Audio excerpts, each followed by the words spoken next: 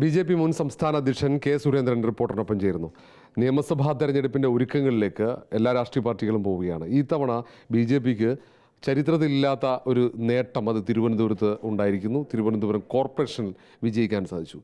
നിയമസഭാ തെരഞ്ഞെടുപ്പിൽ എങ്ങനെയാണ്, എത്രത്തോളം പ്രതീക്ഷയുണ്ട് ബി.ജെ.പിക്ക്? തീർച്ചയായിട്ടും പുതിയ വർഷം ബി.ജെ.പിക്ക് വളരെ പ്രതീക്ഷ നൽകുന്ന വർഷമാണ്. കാരണം 2024 ഞങ്ങൾക്ക് ഒരു MP-യെ ജനങ്ങൾ തന്നു. 2025 ഞങ്ങൾക്കൊരു മേയറെ, ഒരു ഡെപ്യൂട്ടി മേയറെ ഞങ്ങൾക്ക് ജനങ്ങൾ തന്നു. 2026 കേരള രാഷ്ട്രീയത്തെ നിയന്ത്രിക്കാൻ കഴിയുന്ന തരത്തിലുള്ള നിർണായകമായിട്ടുള്ള പിന്തുണ, ഞാൻ അതുതന്നെയാണ് പറയുന്നത്, കേരള രാഷ്ട്രീയത്തെ നിയന്ത്രിക്കാൻ കഴിയുന്ന തരത്തിലുള്ള നിർണായകമായ പിന്തുണ ഈ തെരഞ്ഞെടുപ്പിൽ 2026 നിയമസഭാ തെരഞ്ഞെടുപ്പിൽ ജനങ്ങൾ ഞങ്ങൾക്ക് നൽകും. ആ പ്രതീക്ഷ ഞങ്ങളുടെ മാത്രം പ്രതീക്ഷയല്ല, ജനങ്ങളുടെയും പ്രതീക്ഷയാണ്. ഈ സാഹചര്യങ്ങൾ കേരളത്തിൽ ബി.ജെ.പിക്ക് വളരാൻ അനുകൂലമാണെന്നാണ് വിലയിരുത്തൽ ഇപ്പോഴും? ആണല്ലോ. കാരണം LDF-നെതിരായിട്ടുള്ള ജനവികാരം തദ്ദേശ തെരഞ്ഞെടുപ്പിന് ശേഷവും കൂടിക്കൊണ്ടിരിക്കുകയാണ്. ഇപ്പോൾ ശബരിമലയല്ല അതിൻ്റെ ഉദാഹരണം, അതൊക്കെ നമുക്ക് കാണിക്കുന്നതാണ്. പക്ഷേ അതിൻ്റെ ഗുണം പൂർണ്ണമായിട്ടും UDF ഇപ്പോൾ അമിതമായി ആഹ്ലാദിക്കുന്നത് പോലെ അവർക്ക് കിട്ടാൻ പോകുന്നില്ല. ഇപ്പോൾ എക്സാമ്പിൾ ഈ ശബരിമല തന്നെ നമ്മളെടുക്കാം. ഈ ശബരിമല സ്വർണ്ണക്കൊള്ളയിൽ ഇപ്പോൾ കടകംപള്ളി സുരേന്ദ്രൻ, അതുപോലെ പ്രശാന്ത്, പിന്നെ പത്മകുമാർ, വാസു, അങ്ങനെയൊക്കെയുള്ള പല ഉന്നതരായിട്ടുള്ള CPM കേന്ദ്രങ്ങളിലേക്ക് നാളെ ഇപ്പോൾ ഈ നിലവിലുള്ള ദേവസ്വം മന്ത്രി അടക്കം അവരുടെയൊക്കെ പങ്കാളിത്തത്തെ സംബന്ധിച്ച് ഏതാണ്ട് പൂർണ്ണമായിട്ടും SITക്ക് ബോധ്യമായിട്ടുണ്ട്. പക്ഷെ ഇത് അവിടെ കൊണ്ട് അവസാനിക്കില്ല. കാരണം ശബരിമലയിലെ സ്വർണ്ണപ്പാളി ഇപ്പോൾ ഇന്ന് വന്നിരിക്കുന്ന വാർത്ത ശിവപ്രതിമയുടെയും വ്യാളി രൂപത്തിൻ്റെയൊക്കെ സ്വർണം കൊണ്ടുപോയി എന്നുള്ളതാണ്. ഇനിയിപ്പോൾ നാളെ ഈ 18-ാം പടിയിൽ എന്ത് സംഭവിച്ചു, അതല്ലെങ്കിൽ അതിനപ്പുറത്ത് പ്രധാന വിഗ്രഹത്തിൽ എന്താണ് സംഭവിച്ചത്? കാരണം ഇത് കോവിഡിൻ്റെയും അതുപോലെ മഹാപ്രളയത്തിൻ്റെയും ശബരിമല യുവതീ പ്രവേശന സമരത്തിൻ്റെയും ഒക്കെ കാലത്താണ് ഇത് നടന്നിരിക്കുന്നത്. അപ്പോൾ ആ സമയത്ത് എന്ത് കള്ളത്തരവും കാണിക്കാൻ കഴിയുന്ന രീതിയിൽ ഉള്ള ഒരു കാലാവസ്ഥയായിരുന്നു.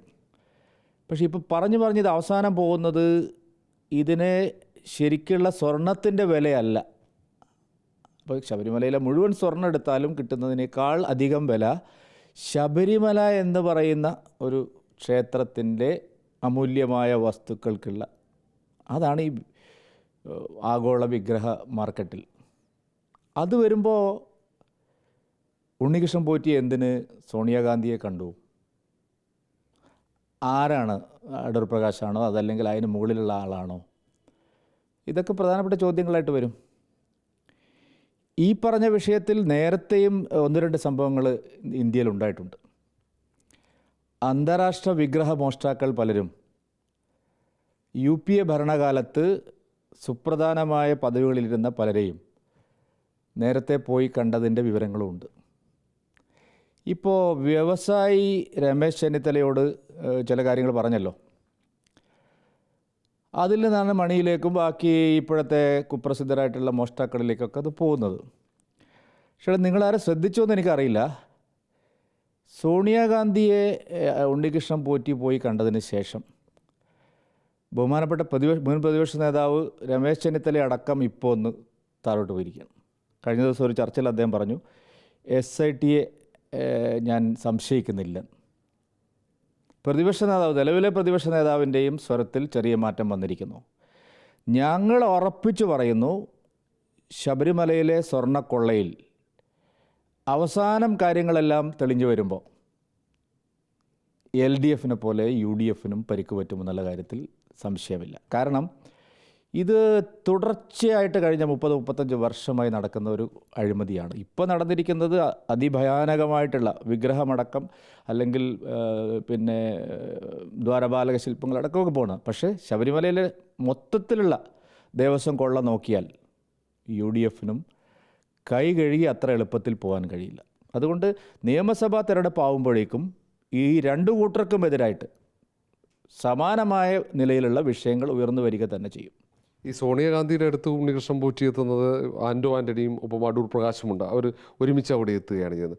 അപ്പോൾ സ്വാഭാവികമായും ഒരു കോൺഗ്രസിൻ്റെ ഒരു പ്രധാനപ്പെട്ട നേതാവ് എന്ന നിലയിൽ പലരും വന്നു കാണുന്നു. അതിനപ്പുറത്തേക്ക് അതിൽ ഒരു സംശയം ജനിപ്പിക്കുന്ന കാര്യങ്ങളില്ലല്ലോ. അങ്ങനെ പറയാനായിട്ടില്ല. കാരണം നേരത്തെ നടന്ന പല വിഗ്രഹമോഷ്ടാക്കളുടെ പട്ടികയിലും പെട്ട ആളുകളെ കോൺഗ്രസ്സിലെ പല ആളുകളും പല സംസ്ഥാനങ്ങളിലും ഇതുപോലെ അധികാര കേന്ദ്രങ്ങളെയൊക്കെ കൊണ്ടുപോയി കാണിച്ചിട്ടുണ്ട്. ഇപ്പോൾ ഞാൻ അത്രേ പറയുന്നുള്ളൂ. നേരത്തെ ഇന്ത്യയിൽ നടന്ന മറ്റ് പല വിഗ്രഹമോഷ്ടാക്കളുടെ കേസുകളിലും പെട്ട ആളുകളെ ഇത്തരം അധികാര കേന്ദ്രങ്ങളിൽ കോൺഗ്രസ്സുകാർ തന്നെ കൊണ്ടുപോയി കാണിച്ചിട്ടുണ്ട്. അല്ല, ഇപ്പോൾ ആൻഡോ ആൻ്റണിക്ക് എന്താണ് ശബരിമലയുടെ കാര്യം? ആൻഡോ ആൻ്റണി പത്തനംതിട്ട MP ആണ്. ഞാൻ ചോദിക്കുന്നത്, ഇവരൊക്കെ ഉണ്ണികൃഷ്ണൻ പോറ്റിയെ മാഡത്തിന് മുമ്പിൽ കൊണ്ടുപോകാൻ മാത്രം അന്ന് ഉണ്ണികൃഷ്ണൻ പോറ്റി ആരായിരുന്നു? അപ്പോൾ ഉണ്ണികൃഷ്ണൻ പോറ്റി പണ്ടുകാലം മുതലേ ഇത്തരത്തിൽ ക്ഷേത്രങ്ങളുമായി ബന്ധപ്പെട്ടുള്ള പല ഇടപാടുകളിലും അന്ന് കോൺഗ്രസ്സിനെ ഉപയോഗിച്ചു. ഇപ്പോൾ കടകംപള്ളിയെയും പിന്നെ പ്രശാന്തനെയും വാസുവിനെയും പത്മകുമാറിനെ ഉപയോഗിച്ചു. അപ്പോൾ അതിലെന്താ വ്യത്യാസമുള്ളത്? കാരണം ഉണ്ണികൃഷ്ണൻ പോറ്റിക്ക് എന്തിനാണ് സോണിയാഗാന്ധിയെ കാണേണ്ട കാര്യം? അപ്പോൾ എന്തോ കാര്യമില്ലാതെ സോണിയാഗാന്ധിയെ കാണേണ്ട ആവശ്യമില്ലല്ലോ. നമുക്കാർക്കും അറിയാത്ത ഉണ്ണികൃഷ്ണൻ പോറ്റി ഇത്രയും കൊല്ലം മുമ്പ് സോണിയാഗാന്ധി അധികാരത്തിൻ്റെ വലിയ തലപ്പത്ത് എല്ലാം നിയന്ത്രിക്കുന്ന ആളായിട്ട് ഉണ്ടായിരുന്ന ഒരാളെ എന്തിനു പോയി കണ്ടു? അപ്പോൾ എന്തായിരുന്നു അതിൻ്റെ ഇൻട്രസ്റ്റ്? അതെന്താ അവർ തുറന്നു പറയാത്തത്? അടൂർ പ്രകാശ് പറയുന്നത് ഞാൻ അവിടെ ചെന്നപ്പോൾ ഇവരെ കണ്ടു എന്നാണ്. ആണോ? മാഡത്തിനെ കാണാൻ ആസാം മുഖ്യമന്ത്രി, ഇപ്പോഴത്തെ മുഖ്യമന്ത്രി, അദ്ദേഹം പറഞ്ഞിട്ടുണ്ട് സോണിയാഗാന്ധിയെയും രാഹുൽ ഗാന്ധിയെയും കാണാൻ കോൺഗ്രസ്സിലെ ഏറ്റവും പ്രമുഖനായിട്ടുള്ള നേതാവ് ഒരാഴ്ച കഴിഞ്ഞിട്ടും അപ്പോയിൻമെൻറ്റ് കിട്ടിയില്ലെന്ന്. ഇവിടെ എത്രയോ കോൺഗ്രസ് നേതാക്കൾ അവിടെ പോയിട്ട് മടങ്ങി വന്നിട്ടുണ്ട്. പഴയ ഫയൽ ഫോട്ടോ ഫേസ്ബുക്കിലിട്ട് തിരിച്ചു വന്ന മലയാളി കോൺഗ്രസിൻ്റെ പ്രമുഖരായിട്ടുള്ള നേതാക്കളുണ്ട്. അങ്ങനെയുള്ള സോണിയാഗാന്ധിയുടെ അടുത്ത് സർവ്വപ്രതാപകാലത്ത് ഒരു ഉണ്ണികൃഷ്ണൻ പോറ്റിക്ക് പോയി നിൽക്കാൻ കഴിയണമെങ്കിൽ ആരെങ്കിലും സഹായിച്ചിട്ടുണ്ടാവും. അപ്പോൾ ശബരിമലയെ സംബന്ധിച്ച് മാത്രമല്ല, ഇത് മറ്റ് പല ക്ഷേത്രങ്ങളിലേക്കും കടന്നിരിക്കുകയാണ്. ഇപ്പോൾ ഏഴര പൊന്നാനിയുടെ കാര്യത്തിൽ പ്രശ്നമുണ്ട്, വൈക്കത്ത് പ്രശ്നമുണ്ട്, ആറന്മുളയിലെ സ്വർണം പോയതിനെക്കുറിച്ച് സംശയമുണ്ട്. ഇന്നലെ വരെ നമ്മൾ ഈ ശിവവിഗ്രഹത്തിൻ്റെയും വ്യാളിയുടെയും പേര് നമ്മൾ കേട്ടിട്ടില്ല. കേരളത്തിലെ മഹാക്ഷേത്രങ്ങളിൽ പലതും അമൂല്യമായിട്ടുള്ള സ്വർണവും വൈരങ്ങളൊക്കെ ഉണ്ട്. ഇതേ സംഘം പത്മനാഭസ്വാമിയുടെ അടുത്ത് വന്നു എന്നാണ് പറയുന്നത്. ആര്, ഏത് കാലത്ത്? അപ്പോൾ ഇതെല്ലാം അറിയേണ്ടതാണ്. അറിയും, സത്യം വെളിച്ചത്ത് വരിക തന്നെ ചെയ്യും. അങ്ങനെയെങ്കിൽ സോണിയാഗാന്ധിക്കൊപ്പം ആ നടത്തിയ കൂടിക്കാഴ്ച, പോറ്റി അടക്കമുള്ളവർ നടത്തിയ കൂടിക്കാഴ്ച, അതിലും അന്വേഷണം പോകേണ്ടി വരില്ലേ? SIT ശരിക്കും എന്തുകൊണ്ടാണ് സോണിയാഗാന്ധിക്ക് നോട്ടീസ് അയക്കാത്തത്? സ്വാഭാവികമല്ല. നമ്മളൊരു അന്വേഷണം നടക്കുമ്പോൾ എന്തിന്, അതായത് ഇപ്പോൾ ഒരു അതിഭീകരമായൊരു കൊള്ളയുടെ വിശദാംശങ്ങളാണ് പുറത്തു വന്നിരിക്കുന്നത്. SIT സോണിയാഗാന്ധിക്കും നോട്ടീസ് അയക്കണം. എന്തിനായിരുന്നു ഉണ്ണികൃഷ്ണൻ പോറ്റി തന്നെ വന്ന് കണ്ടത്? ഇനിയിപ്പോൾ മാഡത്തിന് അത് ഓർമ്മയുണ്ടാവണമെന്നില്ല, പക്ഷേ അപ്പോഴത്തെ ഫയലുകൾ നോക്കിയാൽ അറിയാമല്ലോ ആരാണ് ഈ മാഡത്തിൻ്റെ അടുത്ത് ഇത് കൊണ്ടുവന്നത്, അവരുടെ ഇൻറ്റൻഷൻ എന്തായിരുന്നു. എൻ്റെ അഭിപ്രായത്തിൽ സ്വർണ്ണക്കൊള്ളയുടെ അന്വേഷണം ഫലപ്രദമായി നടക്കണമെങ്കിൽ SIT സോണിയാഗാന്ധിക്ക്, അടൂർ പ്രകാശിന് മാത്രം പോരാ, ആൻഡോ ആൻ്റണിക്ക് മാത്രം പോരാ, SIT സോണിയാഗാന്ധിയിലേക്കും ഈ അന്വേഷണം. ഞാനിപ്പോൾ സോണിയാഗാന്ധി എന്തെങ്കിലും ഇതിൽ ക്രമക്കേട് കാണിച്ചൊന്നും ഇപ്പോൾ ഞാൻ പറയുന്നില്ല. പക്ഷേ എന്തായിരുന്നു അന്നത്തെ ഉദ്ദേശം? പത്മനാഭസ്വാമി ക്ഷേത്രം വരെ ലക്ഷ്യം വെച്ച ഒരു ഗൂഢസംഘത്തിൻ്റെ ഭാഗമാണല്ലോ ഉണ്ണികൃഷ്ണൻ പോറ്റി. ഞാൻ പറഞ്ഞതിൽ എന്തെങ്കിലും ഒരു അപാകത ഉണ്ടെങ്കിൽ നിങ്ങൾ പറയും. ലോകത്തിലെ തന്നെ ഏറ്റവും കൂടുതൽ സ്വർണവും വൈരങ്ങളും മുത്തുക്കളും രത്നങ്ങളും ഒക്കെയുള്ള ഒരു മഹാക്ഷേത്രമാണ് പത്മനാഭസ്വാമി ക്ഷേത്രം. ആ പത്മനാഭസ്വാമി ക്ഷേത്രത്തിലെ വസ്തുവകകൾ വരെ ലക്ഷ്യം വെച്ച് ഈ സംഘം പ്രവർത്തിച്ചു എന്നുള്ളത് ഇപ്പോൾ തെളിവായല്ലോ. മാത്രമല്ല, നമ്മൾ കാണേണ്ട ഒരു കാര്യമുണ്ട്. ഇതിന് ഇടക്കാലത്ത് പത്മനാഭസ്വാമി ക്ഷേത്രത്തിലെ സ്വർണ്ണം എല്ലാം എടുത്തിട്ട് പുറത്ത് കൊണ്ടുവരണമെന്ന് ആവശ്യപ്പെട്ട ആൾക്കാർ ഇവിടെ ഉണ്ട്. പിന്നെ ഇടക്കാലത്ത് ക്ഷേത്രങ്ങളിലെ പഴയ വിളക്കുകളും പാത്രങ്ങളും, ക്ഷേത്രങ്ങളിലെ വിളക്കും പാത്രം എന്ന് പറഞ്ഞാൽ നമ്മൾ ഈ കാണുന്ന പോലെ പല ക്ഷേത്രങ്ങളിലെ സ്വർണ്ണ വിളക്കുകൾ തന്നെ എത്രയുണ്ട്. മാത്രമല്ല അതിൻ്റെയൊക്കെ ഒരു ആൻറ്റിക് വാല്യൂ ഉണ്ട്.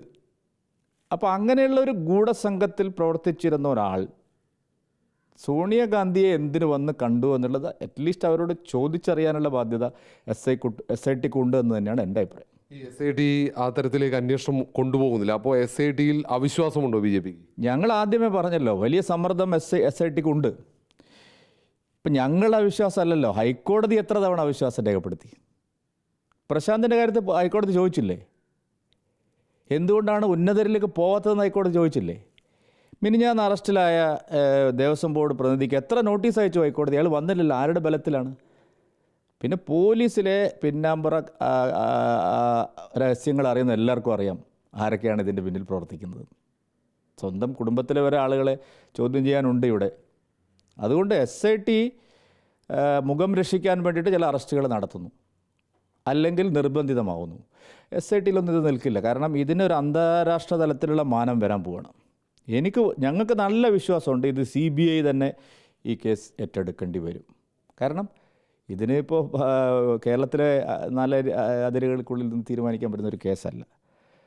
അതുകൊണ്ട് ഈ ശബരിമലയിലെ സ്വർണ്ണക്കൊള്ളയും അനുബന്ധ ദേവസ്വം കൊള്ളയും സുപ്രധാനമായൊരു വിഷയമായി ഇപ്പോൾ തന്നെ ഉയർന്നു വന്നിട്ടുണ്ട്. അടുത്ത 2-3 മാസം കൊണ്ട് അത് ഇതിനേക്കാൾ കൂടുതൽ വ്യാപകമായിട്ടുള്ള ചർച്ചകളിൽ കടന്നു വരും. ഈ നിയമസഭാ തെരഞ്ഞെടുപ്പിൻ്റെ പ്രചാരണത്തിലേക്കും അതിൻ്റെ അജണ്ടയും രാഷ്ട്രീയ അജണ്ടയും തീരുമാനിക്കുന്ന സമയം കൂടിയാണ്.